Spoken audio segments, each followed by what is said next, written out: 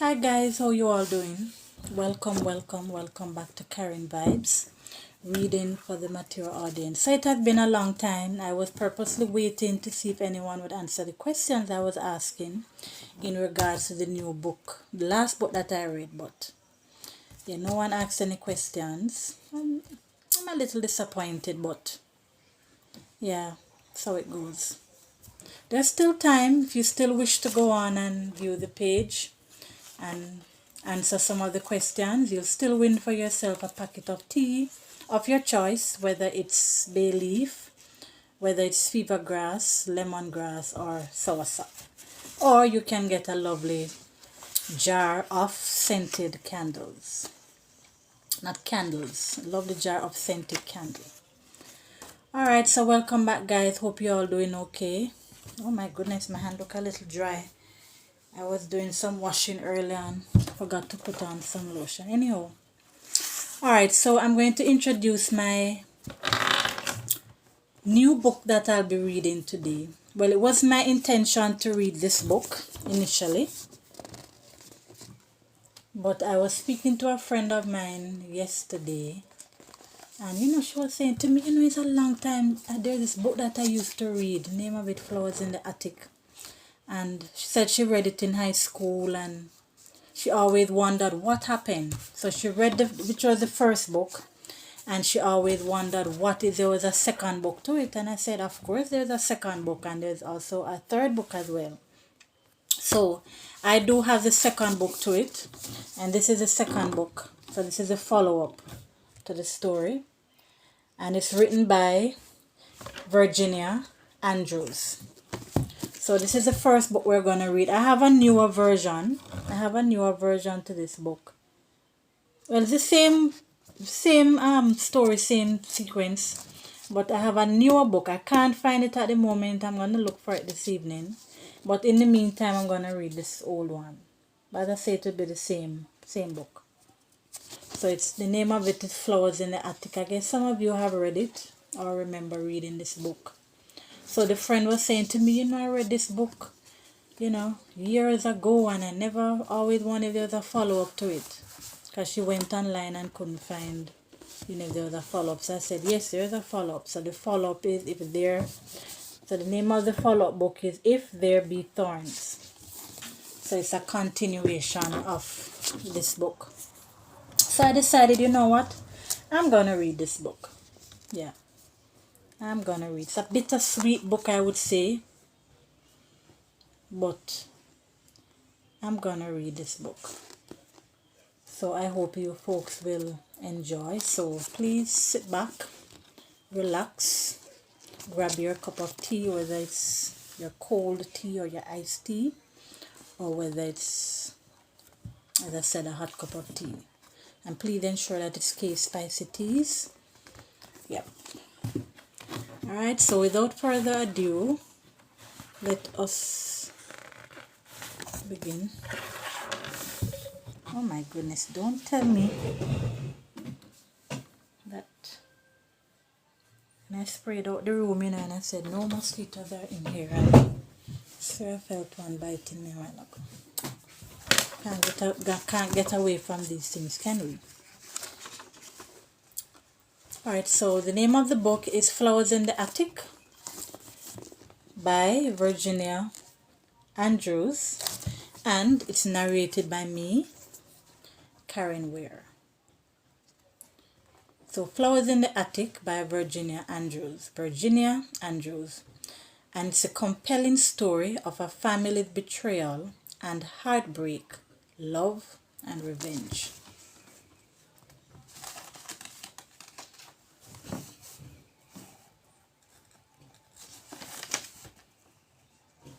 Part 1. Shall the clay say to him that fashioneth it, what makest thou? Isaiah 45, chapter 45, verse 9. Alright, so let us read. I will now begin reading the prologue. So this one is a very old book, but I'm gonna look for the newer book that I have. It's even tearing apart. Alright, so we're going to read the prologue. It is so appropriate to color hope yellow, like that the sun we seldom saw. And as I begin to copy from the old memorandum journal that I kept for so long, a title comes as if inspired. Open the window and stand in the sunshine. Yet I hesitate to name our story that. For I think of us more as flowers in the attic. Paper flowers, born so brightly colored and fading duller through all those long, grim, dreary, nightmarish days when we were held prisoners of hope and kept captives by greed. But we were never to color, even one of our paper blossoms yellow. Charles Dickens would often start his novels with the birth of the protagonist, and being a favorite author of both mine and Chris's, I would duplicate his style if I could. But he was a genius, born to write without difficulty, while I find every word I put down. I put down with tears, with bitter blood, with sour gall, well mixed and blended, with shame and guilt. I thought I would never feel ashamed or guilty, that these were burdens for others to bear. Years have passed, and I am older and wiser now, accepting too. The tempest of rage that once stormed within me has simmered down so I can write. I hope guys, let me remind you that I have this thing call it list down, that I tend to not pronounce my words properly, but I will do my best. Let's start back over. The tempest of rage that once stormed within me has simmered down so I can write. I hope with truth and with less hatred and prejudice than would have been the case a few years ago. So, like Charles Dickens in this work of fiction, I will hide myself away behind a false name and live in fake places, and I will pray to God that those who should will hurt when they read what I have to say.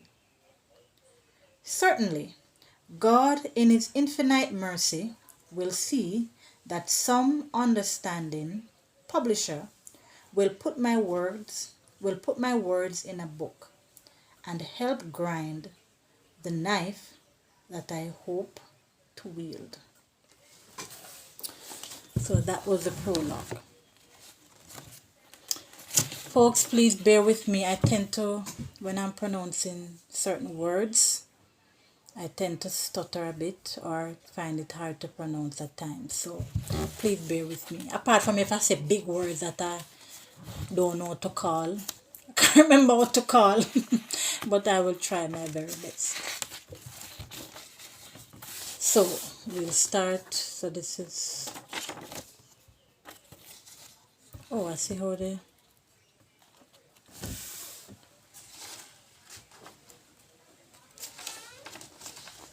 Alright, so we're at part 1. Goodbye, Daddy. Truly, when I was very young, way back in the 50s, I believed all of life would be like one long and perfect summer day. After all, it did start out that way. There's not much I can say about our earliest childhood, except that it was very good, and for that I should be everlastingly grateful. We weren't rich, we weren't poor. If we lacked some necessity, I couldn't name it. If we had luxuries, if we had luxuries, I couldn't name those either, without comparing what we had to what others had. And nobody had more or less in our middle class neighborhood. In other words, short and simple, we were just ordinary run of the mill children. Our daddy was a PR man for a large computer manufacturing firm located in Gladstone, Pennsylvania. Population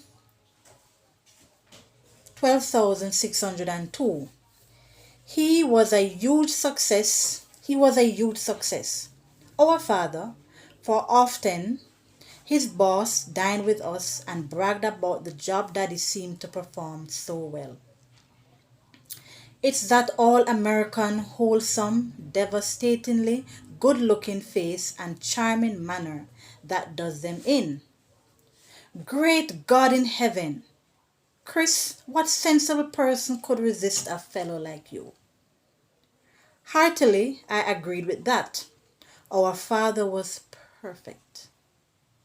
He stood 6 feet tall, weighed 180 pounds, and his hair was thick and flaxen blonde, and waved just enough to be perfect. His eyes were cerulean blue, and they sparked with laughter. His great zest for living and having fun. His nose was straight and neither too long nor too narrow, nor too thick. He played tennis and golf like a pro, and swam so much he kept a suntan all through the year. He was always dashing off on airplanes to California, to Florida, to Arizona, or to Hawaii, or even abroad on business, while we were left at home in the care of our mother. When he came through the front door late on Friday, when he came through the front door late on Friday afternoons, every Friday for that afternoon, he said he couldn't bear to be separated from us for longer than 5 days, even if it were raining or snowing. The sun shone when he beamed his broad, happy smile on us. His booming greeting rang out as soon as he put down his suitcase and briefcase. "Come greet me with kisses if you love me," he would say. Somewhere near the front door, my brother and I would be hiding, and after he'd call out his greeting, would dash out from behind a chair or the sofa to crash into his wide open arms, which seized us up at once and held us close, and he warmed our lips with his kisses. Fridays, they were the best days of all, for they brought Daddy home to us again. In his suit pockets, he carried small gifts for us. In his suitcase, he stored the larger ones to dole out after he greeted our mother. He would hang back and wait patiently until he had done with us. After we had our little gifts from his pockets, Christopher and I would back off to watch Mama drift slowly forward, her lips curved in a welcoming smile that lit up our father's eyes, and he'd take her up in his arms and stare down into her face as if he hadn't seen her for at least a year. On Fridays, Mama spent half the day in the beauty parlor, having her hair shampooed and set and her fingernails polished, and then she'd come home to take a long bath in perfumed oiled water. My goodness, you see, just reading it, this sounds so nice. I feel like I would love this right now. You know, sometimes it's good to pamper yourself, self-pamper. Anyway, let's continue.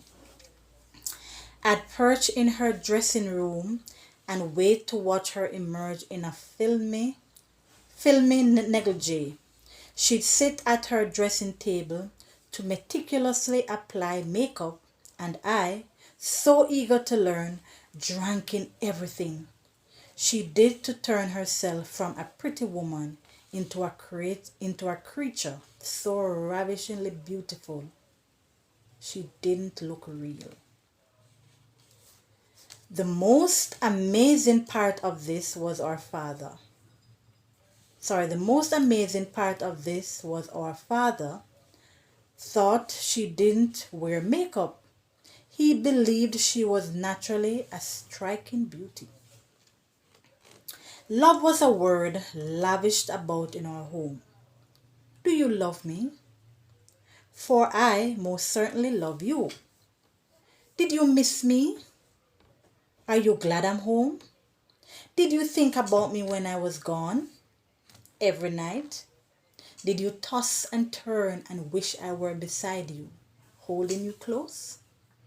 For if you didn't, Corinne, I might want to die. So Corinne is the name of the mother. Mama knew exactly how to answer questions like these, with her eyes, with soft whispers, and with kisses. We had a funny surname for the very devil to learn to spell. Dolanger. Just because we were all blood, flaxen hair with fair complexions, except Daddy, with his perpetual tan. Jim Johnson, Daddy's best friend, pinned on us a nickname, the Dresden doll. The Dresden doll. He said we looked like those fancy porcelain people who graced whatnot shelves and fireplace mantels. Soon everyone in our neighborhood was calling us the Dresden dolls. Certainly, it was easier to say than the Langer. When the twins were 4, and Christopher was 14, and I had just turned 12, there came a very special Friday. It was Daddy's 36th birthday party, and we were having a surprise party for him. Mama looked like a fairy tale princess with her freshly washed and set hair. Her nails gleamed with pearly polish. Her long formal gown was of softest aqua color, and her knotted string of pearls swayed as she glided from here to there, setting the table in the dining room so it would look perfect for Daddy's birthday party. His many gifts were piled high on the buffet. It was going to be a small, intimate party just for our family and our closest friends.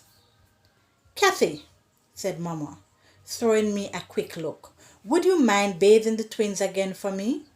I gave them both baths before their naps, but as soon as they were up, they took off for the sandbox, and now they needed another bath. I didn't mind. She looked far too fancy to give 2 dirty 4-year-olds splashy baths. That would ruin her hair, her nails, and her lovely dress. And when you finish with them, both you and Christopher jump in the tub and bathe too, and put on that pretty new pink dress, Kathy, and curl your hair. And Christopher, no blue jeans, please. I want you to put on a dress shirt and a tie, and wear that light blue sports jacket with your cream-colored trousers. So what a party it's gonna be. Heck, Mama, I hate dressing up, he complained, scuffing his sneakers and scowling. Do as I say, Christopher. For your father, you know he does a lot for you. The least you can do is make him proud of his family. So I'll pause right here, folks. Gonna pause right here, and we'll be right back with part 2. So we just did part 1, and we'll be right back with part 2.